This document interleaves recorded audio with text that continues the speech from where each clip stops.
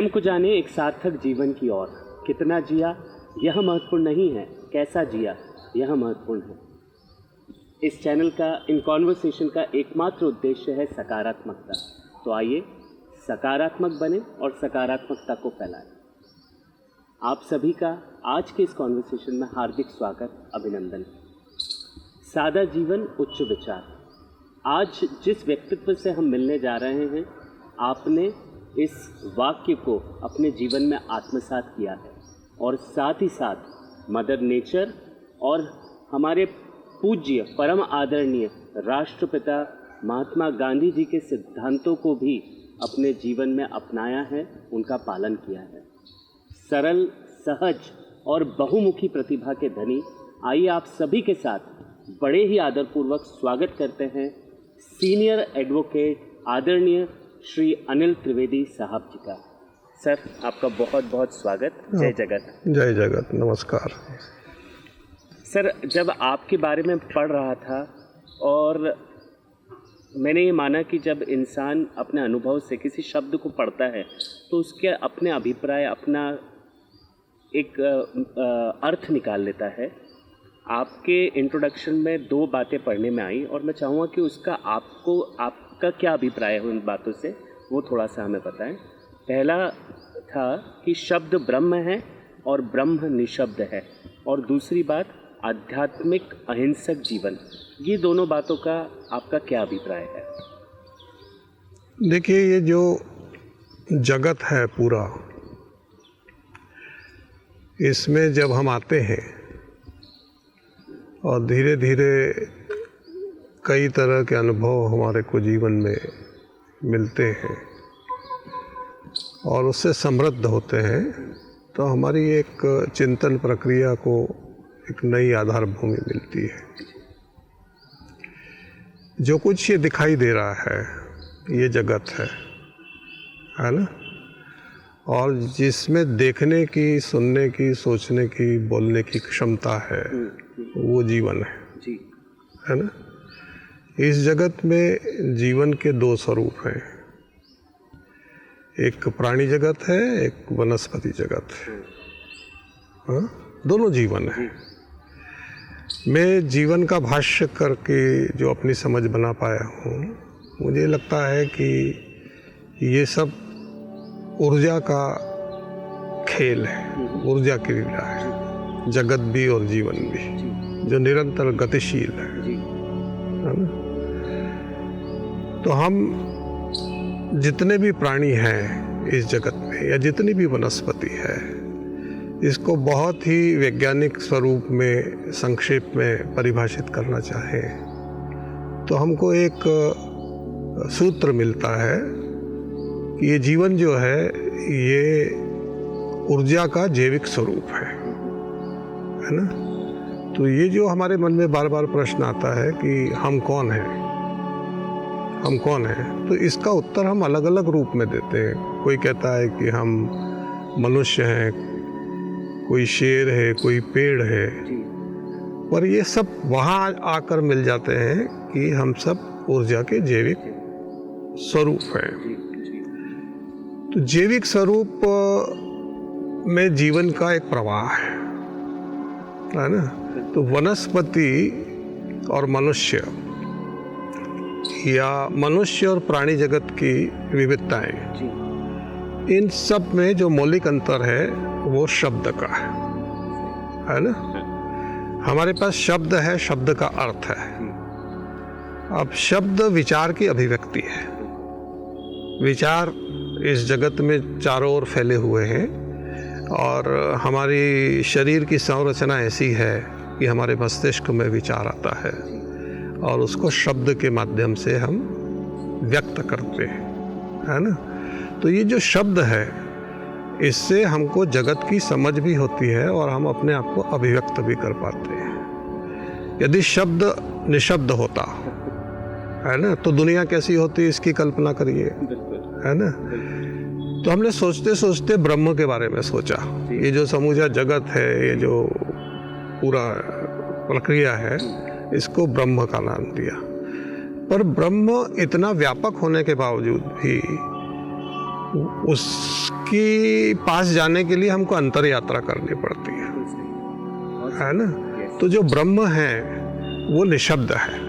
ये पूरा आकाश है, ये जो प्रकाश है, ये जो पानी है, ये जो मिट्टी है, जो 5 तत्व है जो जीवन के मूल हैं, इसमें से एक भी चीज़ यदि कहीं कम हो जाती है तो वहाँ जन्म की या जीवन की प्रक्रिया अभिव्यक्त नहीं हो पाती। तो बाकी जो प्राणी हैं उनके पास ध्वनि तो है पर शब्द नहीं है। हमारे पास शब्दों का असीम भंडार होने के कारण देखिए कि शब्दों की भी कितनी बायोडाइवर्सिटी है। मूल चीज़ ये है कि ध्वनि शब्द में परिवर्तित हुई और शब्द जो है उसने जीवन को अर्थ दिया, जीवन को दर्शन दिया, जीवन को संवाद दिए, जीवन को विवाद दिए, है ना। शब्द का कैसे इस्तेमाल करेंगे? शब्द ऊर्जा भी है, शब्द तारक भी है, शब्द मारक भी है ना। तो ये सारी चीज़ें शब्द की शक्ति से हुई और हमारी जो चिंतन प्रक्रिया है जो निरंतर चलती रहती है उसको अर्थ भी शब्द से मिला, है ना। अब ये जो ब्रह्म शब्द की उत्पत्ति भी हमारे दिमाग में आई और हमने एक जो बड़ी शक्ति है जो मान के चलते हैं। मैं इसको इस तरीके से देखता हूँ कि हमारा मस्तिष्क और हमारा जीवन जब आपस में कुछ खोजना चाहता है ना, तो वो शून्य में नहीं खोज सकता, है ना। शून्य तो अनंत है, शून्य का ना आदि है ना अंत है, वो सर्वत्र है, हर जगह है। तो शून्य से शुरू करके हम अनंत तक की यात्रा की कल्पना कर सकते हैं और वहाँ भी हमको संतोष नहीं मिलता तो हमको कुछ न कुछ मानना पड़ता है। तो ये घटना करीब करीब या ये विचार कुछ हद तक इस तरह का है कि जैसे बीज गणित का कोई प्रमेय को सॉल्व करने के लिए हम x मान के चलते हैं, है ना। तो वैसे इस जगत में हम सारे मनुष्य लोग अपनी चिंतन प्रक्रिया से ब्रह्म को मानते हैं। हमने ब्रह्म को देखा नहीं, ब्रह्म से बात नहीं की, पर ब्रह्म की कल्पना है और उसको सूत्र मान के हम इस जीवन को जीने का काम करते हैं। तो ये शब्द और ब्रह्म ये दोनों एक ही हैं। ब्रह्म ही शब्द है और शब्द ही ब्रह्म है। जैसे शून्य और अनंत है, अनंत और शून्य है ना। तो मन में ही कल्पना होती है कि ये सूक्ष्म है और वो विराट है। तो ब्रह्म का सूक्ष्म शब्द है और शब्द का विराट ब्रह्म है। ये मेरी अवधारणा है शब्द और ब्रह्म को लेकर। अहिंसक जीवन, देखिए अध्यात्म और भौतिकता दो चीज़ें हमको जानने समझने को सोचने को मिलती है ना। जगत का भौतिक स्वरूप तो हमको दिखाई देता है, यहाँ भी वैसा ही है। जैसे शब्द है, शब्द के अर्थ हमको दिखाई देते हैं, समझ में आते हैं, एक दूसरे से संवाद में इस्तेमाल हो सकते हैं। तो ये भी हमारी चिंतन की पराकाष्ठा है कि हमने उसको बांट दिया। एक भौतिक जगत में बांटा तो भौतिक तो साकार स्वरूप में है, दिखाई देता है। ये वृक्ष दिखाई दे रहा है, आप मेरे सामने बैठे हैं, कि मेरा शूट कर रहा है, ये सारी चीज़ें भौतिक हैं। और जो नहीं दिखाई दे रहा है ना, जो नहीं दिखाई दे रहा है उसको हमने आध्यात्म का नाम दिया। तो हम आध्यात्मिक किसको मानते हैं, है ना। जो भौतिकता में लिप्त न हो उसको हम आध्यात्मिक मानते हैं, है ना। तो अध्यात्म भी एक मन की एक ऐसी कल्पना है जिसमें मनुष्य सोचता है और उसमें उसको आनंद भी आता है कि ये नश्वर चीज़ों के अंदर पड़े रहना या उन्हीं के लोभ लालच में जीवन को बिताना, ये भौतिकवादी जीवन है। और मन के आनंद के साथ में जीना, ये आध्यात्मिकता है। ये संक्षेप में हम इन दोनों का ऐसा अंतर कर सकते हैं। तो फिर प्रश्न ये बनता है कि हम इस जीवन में आए हैं, इस जीवन में खाना खाना, पैसे कमाना, दैनिक दिनचर्या के कार्य करना, ये जीवन जीने के लिए बहुत ज़रूरी है। पर ये क्या मात्र एक संयोग है या कोई स्वर्णिम अवसर है? ये देखिए, ये जो जितनी चीज़ें आपने कही ना, ये मूल तत्व नहीं है। ये हमारे समय के साथ साथ जीवन यात्रा के हमारी संरचनाएं हैं, है ना। यानी तब भी मनुष्य था जब पैसे का भी आविष्कार नहीं हुआ था, बिल्कुल, है ना। तब भी मनुष्य था, उसके पास कोई संपत्ति नहीं थी, जगत था और जीवन था, है ना। तो जीवन को यदि बहुत अच्छे से भाष्य करना हो तो जीवन एक प्रवाह है जी, अंतहीन प्रवाह है, जिसमें जीव को जन्म से मृत्यु तक का समय मिलता है ना। जीवन में जन्म से मृत्यु तक का समय मिलता है।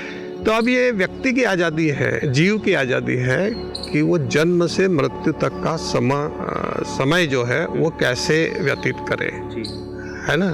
तो उसमें से बहुत सारे नई संकल्पनाएं पैदा हुई कि हमारे जीवन का मतलब क्या है, हम क्यों जी रहे हैं, क्या खाना और कमाना ही जीवन है। ऐसे बहुत सारे प्रश्न हमारे सामने आते हैं।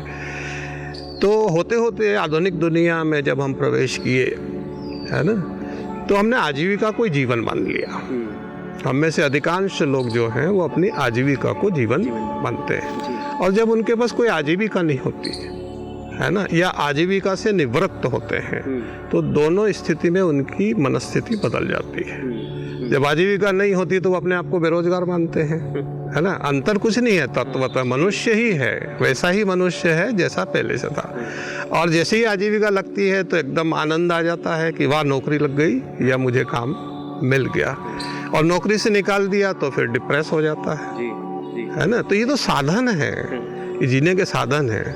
भाई इस जगत में इतनी तरह के काम करने की गुंजाइश है हमारे पास। कोई खेती कर रहा है, कोई कला कर रहा है, कोई संगीत में लगा हुआ है, कोई युद्ध में लगा हुआ है, कोई मकान बना रहा है ना। तो कोई खदान खोद के उसमें से हीरे निकाल रहा है, कोई मछली पकड़ रहा है, कोई चिड़िया पकड़ रहा है। तो ऐसे अंतहीन ऑप्शन हमारे सामने हैं, है ना। तो धीरे धीरे हमको मनुष्य होते हुए भी यांत्रिक और व्यवस्थावादी जीवन की आदत हो गई, व्यवस्थावादी। तो आज हम पूरी तरह से यांत्रिक और व्यवस्थावादी सभ्यता के एक अंश बन गए, उसके एक पुर्जे बन गए। तो हमको ये लगता ही नहीं कि हम मनुष्य नाते कुछ कर सकते हैं। हम व्यवस्था के अंग नहीं होते तो हमको डिप्रेशन होने लगता है कि ये है, और फिर व्यवस्था का क्षोभ भी होता है। उसका नतीजा ये होता है कि हमारी समूची सोच और हमारा जीवन जीने का तरीका बदल जाता है। जो लोग आजीविका को ही जीवन मानते हैं, तो आजीविका समाप्त होते ही उनको जीवन निस्सार लगने लगता है ना, निस्सार लगने लगता है। ये मैं मानता हूँ कि ये अधूरी कल्पना है या कमज़ोर कल्पना है। जीवन जीवन है, और ये जो हैं ये उसके साधन हैं, जीवन को बनाए रखने के साधन हैं। तो जीवन का बनाए रखने का सबसे बड़ा साधन क्या है? भूख। भूख। अब भूख से कितनी चीज़ें की उत्पत्ति हुई। भूख जो है एक जरा से भोजन की ऊर्जा से, क्योंकि ऊर्जा को जैविक ऊर्जा है, तो जैविक ऊर्जा को कायम रखने के लिए भी हमको जैविक तत्व को ग्रहण करना पड़ता है ना। तो भोजन का जो प्रारंभिक स्वरूप था, है ना, वन में जब हम रहते थे, हम जब खेती करना भी नहीं सीखे थे, तो हम हमारे अध्ययन से या अवलोकन से जो कुछ भी खाने लायक मिलता था, फल फूल, उसको सीखते सीखते सीखते बड़े हुए, है ना। फिर जब हमने आग की खोज कर ली, है ना, तो हमारा नज़रिया बदल गया। हम पकाने लगे, हम तलने लगे, हम तरह तरह का जो चिंतन चला है मनुष्य का भोजन को लेके, है ना। तो एक कितना बड़ा संग्रहालय बन गया भोजन का। अब जब संग्रहालय बन गया तो फिर लालसा पैदा हो गई कि ये भी खाओ वो भी खाओ। तो दिन भर खाते रहने की एक परंपरा चालू हो गई। तो ये जो ओवर ईटिंग का ज़माना आया है, और सारी हमारी बसाहटों में आप देखिए कि तरह तरह की अंतहीन चीज़ें खाने के लिए हैं, तो वो हमारे को, हमारी ज़बान को, हमारे दिमाग को आकर्षित करती रहती है, और हमारे को बार बार इच्छा होती है कि ये खाएं और वे खाएं। महात्मा गांधी ने मनुष्य के भोजन के बारे में एक सूत्र दिया, है ना।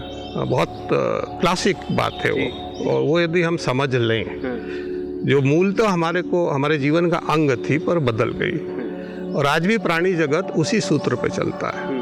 वो सूत्र ये है कि भूख लगने पे खाना प्रकृति है, और बिना भूख के खाना विकृति है ना। तो हम प्रकृति से विकृति के और जीवन में चले गए। इसीलिए बहुत सारे प्रश्न जिनके हल हमको आज दिखाई नहीं देते हैं या जिनको लेके हम अपने आप को उदास या निराश महसूस करते हैं, देखिए एक क्षण में हम बहुत उत्साही हो जाते हैं जी, है ना, और लगता है कि जीवन का कितना आनंद है, और दूसरे ही क्षण हम एकदम धड़ाम से नीचे गिर जाते हैं और हमको लगता है कि ये कुछ भी नहीं है, जीवन के अंदर कुछ भी नहीं है ना।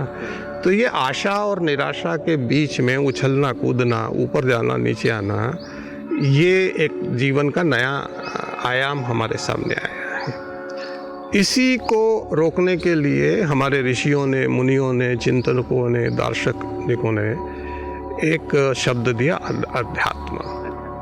अध्यात्म, अध्यात्म मतलब मन की शांति, है ना।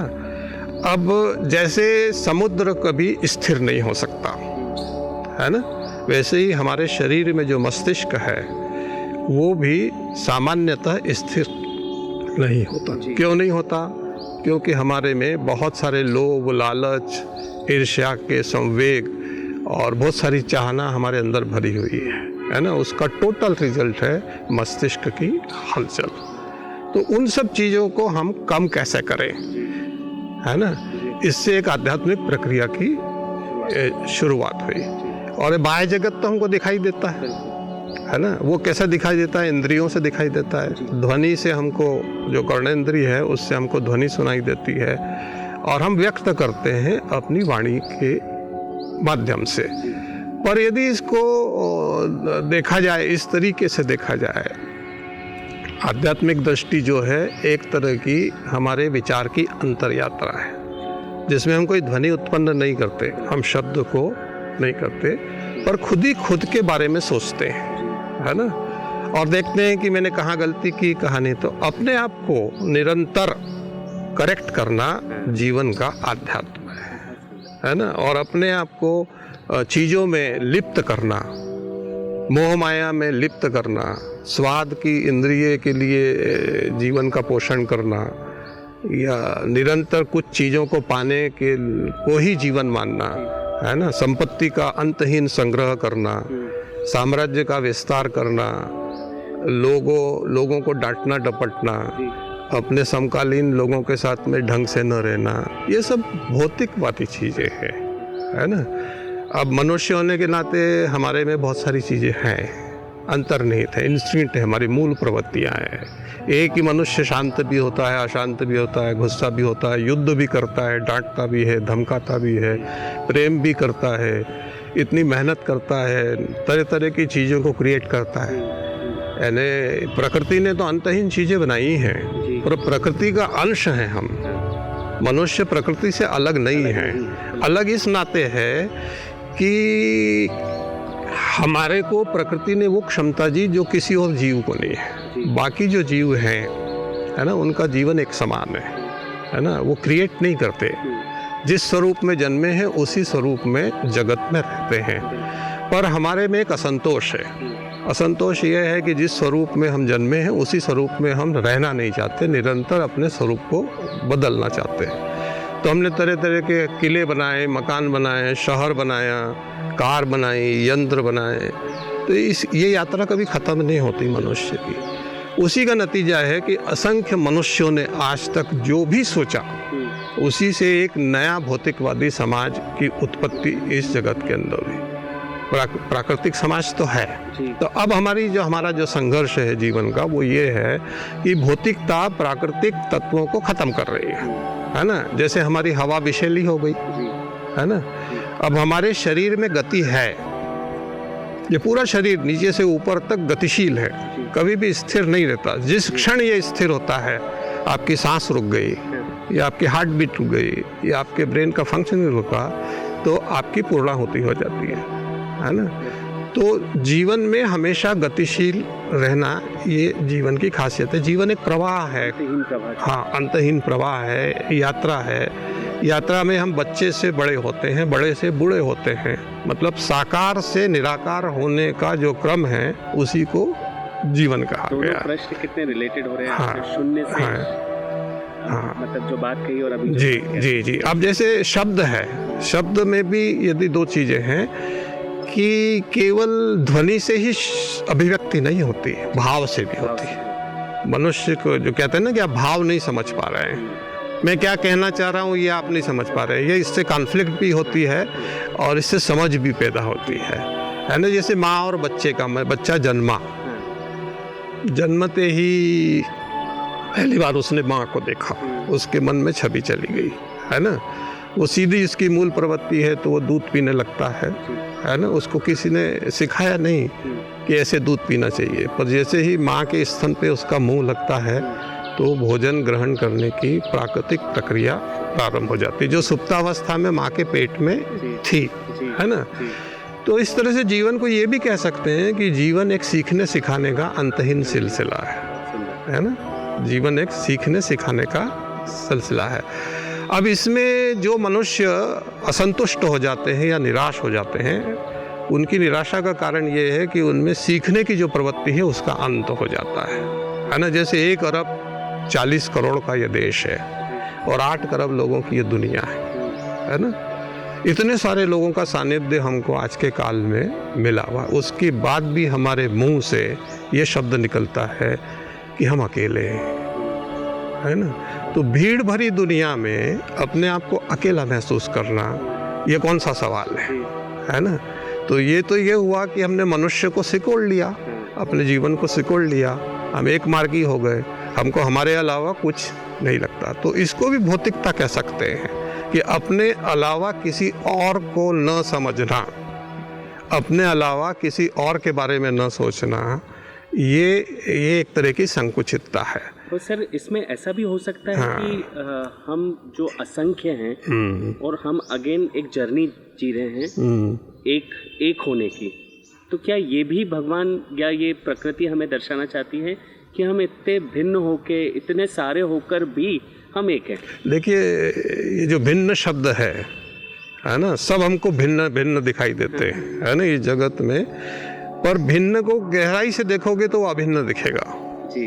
हम भिन्न हैं, आप अलग हैं, मैं अलग हूँ, ये हमको दिखाई दे रहा है, पर आप भी जीवन है, मैं भी जीवन हूँ। तो ये पूरे जीव और जगत का जो संबंध है वो भिन्नता और अभिन्नता का है। जगत से अलग होके जीवन हो नहीं सकता। मैं बार बार अपने जब भी वक्तव्य देता हूँ तो मैं एक सूत्र को जरूर भाष्य करने की कोशिश करता हूँ कि जब अंधेरी रात होती है तो अंतरिक्ष में देखो, असंख्य ग्रह नक्षत्र तारे आपको दिखाई देंगे, है ना। इतना विज्ञान उन्नत हो गया, इतना विज्ञान उन्नत हो गया आज के कालखंड में कि हम कहाँ की बात कहाँ भेज सकते हैं, सारी चीज़ें कर सकते हैं। आज तक अंतरिक्ष से कोई संदेश हमारे पास आया हो या हमारा संदेश का उत्तर आया हो, ऐसा नहीं हुआ। कल्पनाएं हैं, परिकल्पनाएं हैं, हाइपोथेसिस है, पर प्रत्यक्ष ऐसा होता हुआ दिखाई नहीं दिया। कहीं कहीं से कुछ सिग्नल्स आए हैं ऐसा पता लगता है, पर वो है क्या, तो हम मान के चलते हैं कि और भी कई जीवन होंगे, है ना। ऐसा नहीं हो सकता कि असंख्य ग्रह नक्षत्रों में अकेली पृथ्वी में ही जीवन हो। तो यहाँ पे इस बिंदु पे हमको ये भी अवलोकन करना चाहिए या सोचना चाहिए कि वहाँ है या नहीं है ये तो परिकल्पना है, पर यहाँ तो जीवन है। तो उस जीवन को आनंद के साथ, जो जीवन का जो आनंद है, उसका जो प्रवाह है, उसको खंडित नहीं होने देना चाहिए। मनुष्य समाज का आज का संकट ये है कि वो एक मार्गी हो गया, उसको लगता है कि मैं ही हूँ, है ना। जबकि हमारे दर्शन में ये कहा गया है कि अहम ब्रह्मास्मि, उसके साथ ही साथ ये भी कहा गया है कि तत्वमसि, मतलब मैं ब्रह्म हूँ और जो तू है वो मैं हूँ। तो ये भिन्नता और अभिन्नता का भाष्य है, अहम ब्रह्मास्मि और तत्वमसि। तो ये जो हमारी दूसरी कठिनाई ये है जीवन की, जिसको हम आधुनिक जीवन भी कह सकते हैं, है ना, जटिल जीवन भी कह सकते हैं, कि हम सरलता से जटिलता की ओर जाने में उलझ गए। जीवन इतना सरल है, वो इतना जटिल बना दिया। आपको तनाव होता है, आपको गुस्सा आता है, आपको ईर्ष्या होती है, आपको द्वेष होता है, आपको लोभ लालच होता है। किन चीज़ों से होता है? भौतिक चीज़ों से ही होता है ना। ये मिला ये नहीं मिला, है ना, और ये मेरा ये तेरा, जबकि अहम ब्रह्मास्मि और तत्वमसि है सूत्र, है ना, पर हमारे सारे डिवीजन, अब ये जो पृथ्वी है, ये पूरी पृथ्वी है, ये तो एक है, तो हमने इसका विभाजन कैसे कर दिया, 200-250 देश बना डाले, है ना, और भी बनेंगे, कल को झगड़ा होगा तो और नया देश बन जाएगा, है ना। तो हम कभी भी ये नहीं कहते कि हम मनुष्य हैं।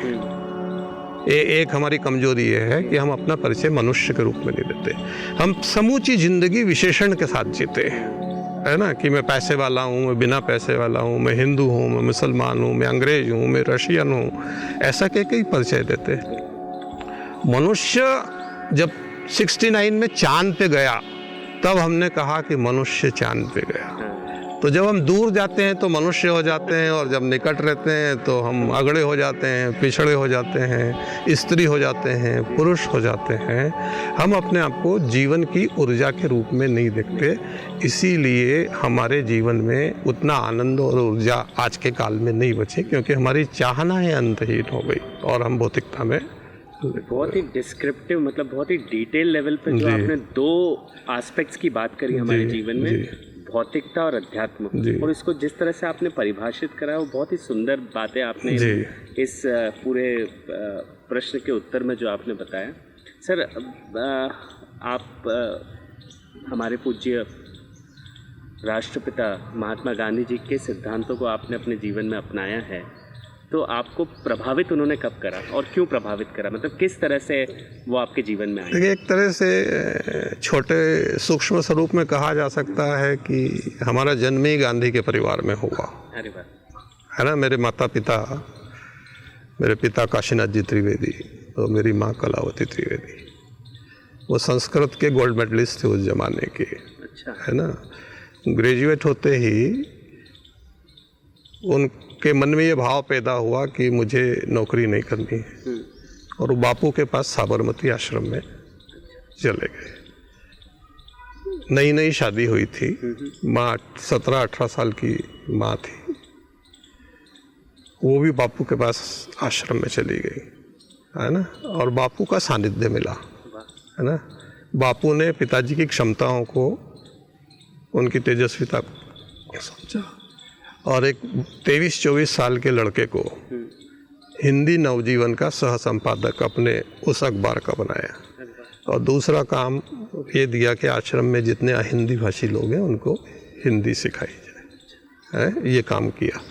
फिर सेवाग्राम में भी रहे। हमारा जन्म आज़ादी के बाद हुआ जी। 51 का जन्म है मेरा, अभी मैं 72वें वर्ष में चल रहा हूँ। तो हम बचपन से ही, हमारे पिताजी अपने हाथ से सूत काटते, सादगीपूर्ण जीवन रहते, अपने सारे काम खुद करते। वो बहुत बड़े चिंतक थे, लेखक थे, बाल साहित्य में, बाल मन पे वो हुआ, और उसी दृष्टि से उन्होंने नर्मदा घाटी नवनिर्माण समिति का, नर्मदा का जो सवाल है वो हिंदुस्तान में सबसे पहले उनने ही उठाया। वो एक तरह से नर्मदा बचाओ आंदोलन के संकल्पना देने वाले व्यक्ति थे। तो एक मनुष्य कैसे मनुष्य के नाते आगे बढ़े, है ना, उसकी सरलता कायम रहे, और बच्चों के साथ हम कैसे व्यवहार करें, ये हमने बचपन से सीखा है। हमारा घर पूरा किताबों से भरा हुआ है, असंख्य किताबें। तो इन सारी चीज़ों का हमारे जीवन पे असर पड़ा, और मेरी जो समझ बनी कि गांधी ही प्रकृति है और प्रकृति ही गांधी है, क्योंकि गांधी का समूचा सोच सरलता का है, सरलता का है, स्वावलंबन का है, सादगी का है, खुद को करेक्ट करते हुए आगे बढ़ने का है। गांधी भी हमारे जैसे ही मनुष्य थे, है ना। गांधी कोई अनोखे मनुष्य नहीं थे, जैसे और बच्चे होते हैं वैसे ही वो थे, उनको भी भय लगता था। तो गांधी की कहानी यह है कि एक अकेला मनुष्य अपने जीवन का कितना विस्तार कर सकता है, और अपने व्यक्तित्व से, कृतित्व से। गांधी ने ये कोशिश नहीं की कि मेरा व्यक्तित्व बने, गांधी ने ये भी नहीं कहा कि मेरा कृतित्व ये है, पर उन्होंने जिस तरीके से जीवन जिया और सवालों को देखा और उनके हल निकाले, उत्तर ढूंढे, तो उनके जीवन काल में भी समूची पृथ्वी पर उनके चिंतन का, उनके सोच का, व्यक्तित्व का असर पड़ा, है ना। गांधी को उनके जीवन काल में भी अपशब्द बोलने वाले, उनसे असहमति रखने वाले, उनसे गाली गलौज करने वाले लोग थे, पर गांधी ने एक ही सूत्र दिया कि कोई आपको गाली देता है और आपने उसकी गाली ले ली तो उसकी गाली सफल हो गई, आपने यदि उसकी गाली नहीं ली तो उसकी गाली असफल हो जाएगी। यही अहिंसा है, यही सत्य है।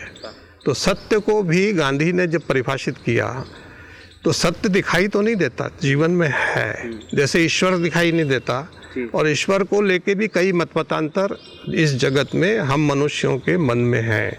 तो गांधी ने एक सरल सहज चीज पूरी मनुष्यता को समझाने के लिए कहा कि सत्य ही ईश्वर है।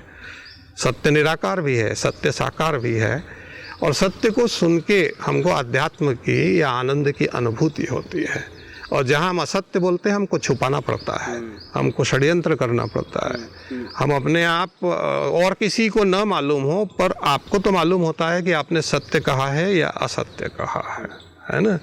तो ये जो अवधारणा है गांधी की, गांधी मेरे जैसे असंख्य नौजवानों की उम्र से लेके बुढ़ापे तक, एक दो नहीं, असंख्य है ना, जिन्होंने गांधी से इन सारे मूल्यों को सीखा। वो है सरलता, सादगी, सहजता, सत्य। अब जैसे 1906 में हिंद स्वराज्य में इंग्लैंड जाते हुए, जो हिंद स्वराज्य उनकी मौलिक पुस्तक है, कालजयी पुस्तक है, मैं वकील हूँ, है ना। गांधी डॉक्टर बनना चाहते थे और डॉक्टर नहीं बने, वकील बने, हैं। वकील बन के जो परंपरागत वकालत है वो ज़्यादा समय तक उन्होंने नहीं की। एक वकील के नाते उनको उस समय के दक्षिण अफ्रीका के मनुष्य की जो पीड़ा थी कि रंग भेद के आधार पर मनुष्य और मनुष्य में जो भेद है, वहाँ के जो सवाल थे, उनको उन्होंने अपनी वकालत का विषय बनाया और उसको कोर्ट ऑफ लॉ में नहीं ले गए, हमारे दिमाग में ले गए, समाज में ले गए, सरकार के सामने ले गए। और महात्मा गांधी को उन सारे सवालों को उस तरीके से हल करने में समूची मनुष्यता को एक समाधान मिला। इसलिए चाहे मार्टिन लूथर किंग हो, है ना, या नेल्सन मंडेला हो, दुनिया के कई देशों में आज़ादी का जो आंदोलन है वो गांधी की अहिंसक प्रक्रिया से हुआ है। कई लोग कहते हैं कि अहिंसा क्या होती है ना। तो जरा सी हिंसा होते तुम परेशान क्यों हो जाते हो? यदि अहिंसा आउटडेटेड है, चेयरमैन माओ ने कहा था कि सत्ता बंदूक की नली से निकलती है ना। गांधी कहते हैं कि जब आपको कोई रास्ता न दिखाई दे तो लोगों के बीच में जाओ, लोगों के पास में जाइए, आपको रास्ता मिलेगा। तो गांधी का रास्ता मनुष्य से निकल के मनुष्य के पास ही जाता है। तो गांधी ने कहा था हिंद स्वराज्य में कि मेरे सपनों का भारत बना हुआ मैं तब मानूंगा जब हिंदुस्तान का वकील और हिंदुस्तान का डॉक्टर काम धंधा न मिलने के कारण भूख से तड़प तड़प के मरेगा। यानी ऐसा देश जिसमें एक भी विवाद न हो, ऐसा देश जिसमें एक भी बीमार न हो, ये गांधी की कल्पना थी। ये प्रकृति की भी कल्पना है। प्रकृति में प्रदूषण नहीं है। हमारी जो भौतिकवादी जीवन प्रणाली है उसमें प्रदूषण है। उससे हमारा मन काला हो गया, हमारी सांस काली हो गई, हमारा पानी काला हो गया, हमारी रोटी जहरीली हो गई, हमारी ज़मीन जो है वो निपुती हो गई। ये सारे प्रश्न हमारे कृतित्व के, मनुष्य के कृतित्व के। एक तरफ हम गर्व कर सकते हैं कि हम सबसे शक्तिशाली हैं और दूसरी तरफ हमारा आचरण ये है कि हमने बहुत विध्वंस किया है। हवा, पानी, सारे पंच तत्वों को प्रदूषित करने का काम किया है। तो गांधी का थ्रिल ये है कि वो वापस मनुष्य की प्रकृति को प्रकृतिवादी बनाता है ना। जो हिंसा अहिंसा का सवाल है, कई लोग कहते हैं कि नहीं हिंसक रास्ता ही हो सकता है। तो मैं हिंसक लोगों से पूछना चाहता हूँ कि जरा सी हिंसा में घबरा क्यों जाते हो? दंगा होता है तो फिर बंद होने की बात क्यों करते हो? युद्ध यदि समाधान है तो फिर आजीवन युद्ध करिए, है ना, विध्वंस करिए। तो तुम शांति की बात क्यों करते हो, युद्ध विराम की बात क्यों करते हैं? तुमको गुस्सा आता है तो क्या 24 घंटे गुस्से में रह सकते हैं? ये सब क्षणिक विफलताएं हैं हमारे मनुष्य होने की। गांधी जीवन की सरलता और सादगी और सफलता का नाम है। जो प्रकृति है वही गांधी है, जो गांधी है वही प्रकृति है। यही मैंने गांधी को समझा। अब मुझे लग रहा है कि जिस समय की आप बात कर रहे हैं और जब आपने उनको एक्सपीरियंस करा था जी, क्योंकि उस समय हम फोकस थे। आज के जो जितने डिस्ट्रैक्शन हैं वो डिस्ट्रैक्शन उस समय नहीं थे, तो बड़े क्लोजली आपने उनके साहित्य को उन्हें ऑब्जर्व करा और उन्हें जीवन में आत्मसात करा। और मुझे पता है आपके इस बात से कि आप उनके बारे में घंटों बात कर सकते हैं जी। पर सर, आज के युवा के लिए यदि गांधी जी के इतने सिद्धांत हैं, इतनी बातें उन्होंने बताई हैं, यदि आप एक गाइडेंस आज के युवा को देना चाहेंगे कि इस सिद्धांत को अपने जीवन में आत्मसात करें, क्योंकि आपने वो जीवन भी देखा है और आज के एडवांसमेंट और परिस्थितियों को भी आप जानते हैं, तो आपको क्या लगता है वो सिद्धांत क्या है? देखिए, युवा ही क्या, हर मनुष्य को इस सिद्धांत को मान के ही अपने जीवन का ताना बाना खड़ा करना चाहिए कि उसके पास केवल दो चीज़ें हैं। एक है उसका दिमाग और दूसरा है उसका शरीर, है ना। तो हमारा दिमाग प्रदूषित ना हो, शांत रहे, रचनात्मक रहे, नई नई चीज़ों को खोजने वाला हो, है ना। और हर समस्या का समाधान हमारे दिमाग में है। यदि वो शांत होगा, स्थिर चित्त होगा, इनोवेटिव होगा, तो हर चीज़ को दिमाग से खोज के हासिल किया जा सकता है। और ये जो शरीर है, इसको स्वस्थ रख के, है ना, हम दिमाग को शांत और रचनात्मक रख सकते हैं। तो चाहे बच्चे हों, चाहे नौजवान हों, चाहे बूढ़े हों, उनको जीवन के इस रहस्य को समझना चाहिए कि हमेशा शांत और रचनात्मक दिमाग वाला होना चाहिए और स्वस्थ और सुगठित शरीर वाला होना चाहिए, क्योंकि ये दोनों ऊर्जा हैं। जी जी, है ना। हम हमारे कृतित्व से हमारे शरीर को भी नष्ट करते हैं और हमारे दिमाग को भी नष्ट करते हैं।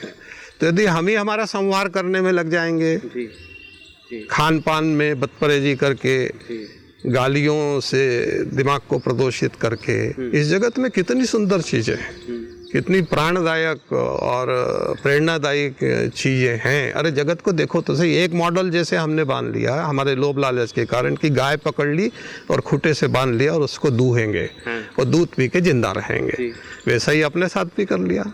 इतना बड़ा जगत है और हम एक घर के अंदर पूरा जीवन कैद कर लेते हैं और गर्व से बोलते रहते हैं कि देखो हमारा घर कितना बड़ा है। अरे पूरी धरती को घर बनाओ, पूरी प्रकृति को साथी बनाओ, जीवन का आनंद लो। मैं अमेरिका जब गया, है ना, तो वहाँ बहुत भौतिक रूप से बहुत विपरीत परिस्थितियाँ थी। -25 टेम्परेचर है, तो आप बाहर कम निकल सकते, घर में आपको रहना है। तो मेरे दिमाग में एक प्रश्न आया कि क्या किया जाए, है ना। -25 में बाहर तो नहीं जा सकते, तो मैंने 200 पेंटिंग बना डाली, है ना, है ना। तो ये आपके मस्तिष्क ने आपको कमांड दिया, है ना। वो जब शांत था तब आपके मन में विचार ये आया, तो आप कर सकते हैं, तो हर कोई कर सकता है। मैं 19 महीना जेल में रहा हूँ आपातकाल में, है ना। उसको टर्निंग पॉइंट मानता हूँ। जितने बड़े ग्रंथ हैं, जितना बड़ा साहित्य है, उसका शांतिपूर्वक अध्ययन करने का मौका, और फांसी घर के सेल में रहा हूँ, तो बहुत छोटी जगह होती है वो, है ना। तो जगह छोटी है या बड़ी है, ये महत्व की बात नहीं है। आपका दिल और दिमाग छोटा है या व्यापक है, ये महत्वपूर्ण बात है। गांधी का दिल और गांधी का दिमाग प्रकृति की तरह है, जो अनंत है और बहुत सारी विविधताओं को लेके हैं। विविधताओं के साथ में हमको जीते आना चाहिए, विविधताओं से सीखते आना चाहिए। अभी ये जो चला है इस दुनिया के अंदर कि सब जने एक जैसे हो जाएं, तो ये तो प्रकृति को भी सुपरसीड करने की बात है। एक झाड़ के 2 पत्ते एक जैसे नहीं होते, एक शरीर के 2 मनुष्य नहीं होते, उनकी शक्ल वैसी नहीं होती, उनकी अकल नहीं होती। तो विभिन्न शक्लों के लोग, विभिन्न अकलों के लोग एक साथ जिए, यही प्रकृति का संदेश है और यही गांधी की आत्मा है। बहुत बहुत धन्यवाद सर आपका। इतना अच्छा कॉन्वर्सेशन, इतना डिटेल कॉन्वर्सेशन आपने दिया, उसके लिए आपको बहुत बहुत धन्यवाद। जय जगत प्रसन्न रहो। धन्यवाद। आज के इस कॉन्वर्सेशन में हमने जाना कि हमारा जीवन एक अंतहीन प्रवाह है जो कि जन्म से शुरू होता है, मृत्यु तक चलता है। और इसमें जो हमने लास्ट प्रश्न की बात करी, उसमें हमारे मस्तिष्क में स्थिरता हमारे जीवन में कितना इम्पोर्टेंस रखता है। हम सभी इस बात को जानते हैं कि जीवन हमें एक बार मिला है, इसके पहले क्या था और इसके बाद क्या आने वाला है हमें नहीं पता। तो आइए अपने जीवन को कैसा जिया यह महत्वपूर्ण है, कितना जिया यह महत्वपूर्ण नहीं है। अपने जीवन में सारी बातें आत्मसात करें, इन्हें सुने और इसको इम्प्लीमेंट करते जाएं। स्वयं को जानें, एक सार्थक जीवन की ओर। इस विषय के बारे में आप क्या सोचते हैं, इस कॉन्वर्सेशन के बारे में आप क्या सोचते हैं, हमसे ज़रूर शेयर करें। और हम जल्दी मिलते हैं अगली पर्सनैलिटी से। तब तक हम सभी अपना ख्याल रखें।